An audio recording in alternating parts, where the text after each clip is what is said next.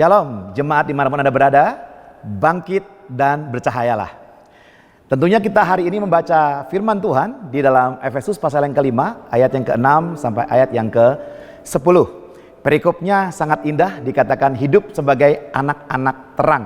Perhatikan baik-baik, anak-anak terang, bukan agak terang, bukan setengah terang, bukan juga tidak terang sama sekali, bukan. Jika Anda dan saya, kita mengikut Kristus, menjadikan kita adalah anak-anak Tuhan, maka kita semuanya adalah anak-anak terang. Oke, dan hari ini saya ingin mengencourage kita. Beberapa dari kita, mungkin kita merasa, Tuhan, hidupku sampai hari ini belum terlalu baik. Tuhan, aku masih berdosa. Tuhan, dalam kata-kataku aku masih bersalah. Tuhan, aku menyadari bahwa isi hatiku masih belum murni sesuai dengan firman Tuhan. Nah saudara, ayat yang ke-8 saya ingin membacakan buat saudara sekalian.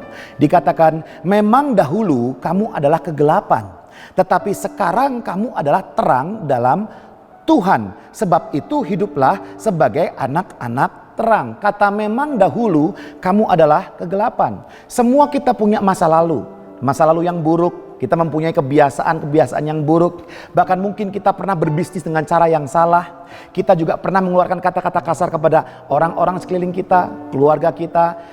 Kita tahu semua, bahkan kalau dalam firman Tuhan kita baca, Paulus pun mempunyai masa kelam, masa gelap dia. Oleh karena itu kalau di Alkitab, masa gelap Paulus diwakili dengan namanya. Namanya saat itu adalah Saulus. Tapi ketika dia bertemu dengan Tuhan di jalan Damsyik, dia melihat terang itu, maka seorang Saulus dia menjadi Paulus. Kehadiran Kristus dalam kehidupan kita itu justru supaya yang gelap menjadi terang, supaya yang jahat menjadi baik, supaya yang najis menjadi kudus.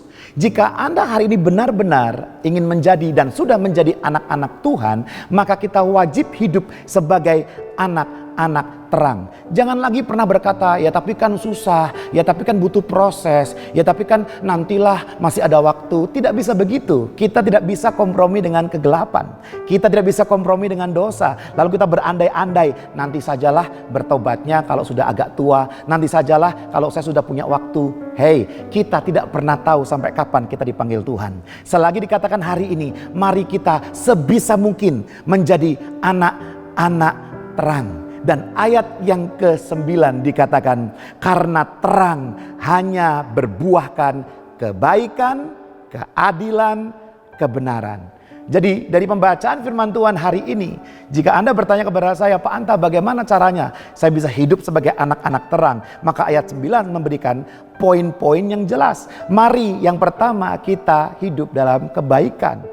Hidup berbuat baik. Apa yang menurut Tuhan baik? Apa yang disarankan oleh Alkitab? Ya, mengampuni itu baik. Kita menerima maaf dari orang lain itu juga baik. Kita menolong orang yang kesusahan itu juga baik. Kita menghormati ayah atau ibu kita, saudara sekeliling kita, itu juga baik. Melayani Tuhan itu juga baik. Mari fokuskan energi kita untuk berbuat baik. Yang kedua kata firman Tuhan katanya adalah berbuat adil atau keadilan. Keadilan bukan berarti bahwa anak pertama dapat 50.000, anak kedua dapat 50.000, itu namanya adil. Bukan itu. Kalau anak pertama usia 5 tahun, anak kedua usia 6 bulan, tentunya uang yang sama itu bukanlah sebuah keadilan. Ada perbedaan tanggung jawab dan peran yang ada di situ. Tapi bicara tentang keadilan, bicara tentang apa? Bahwa Tuhan itu adil. Dia akan menghargai atau memberikan reward kepada kita jika kita melakukan yang benar di hadapan Dia, dan juga hukumannya akan turun bagi orang-orang yang tidak percaya kepadanya. Sehingga oleh karena itu mari kita hidup adil. Bicara tentang apa? Mengedepankan kebenaran firman Tuhan di dalam setiap pengambilan keputusan kita. Mengedepankan firman Tuhan dalam setiap apapun yang kita lakukan dalam kehidupan kita. Dan yang terakhir, yang ketiga adalah kebenaran. Jadi kalau Anda dan saya kita mau hidup di dalam terang sebagai anak yang terang, kita baca Alkitab setiap hari, kita memahaminya, bahkan kita menghidupinya, dan segala langkah-langkah kita adalah langkah-langkah kebenaran. Saya doakan kita semuanya hari ini tatkala kita membaca firman Tuhan ini, kita semua semakin dikuatkan.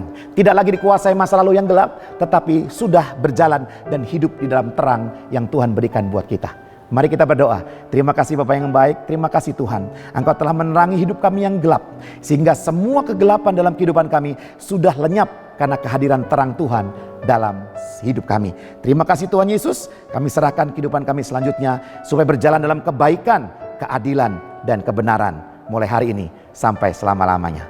Haleluya. Amin. Tuhan Yesus memberkati.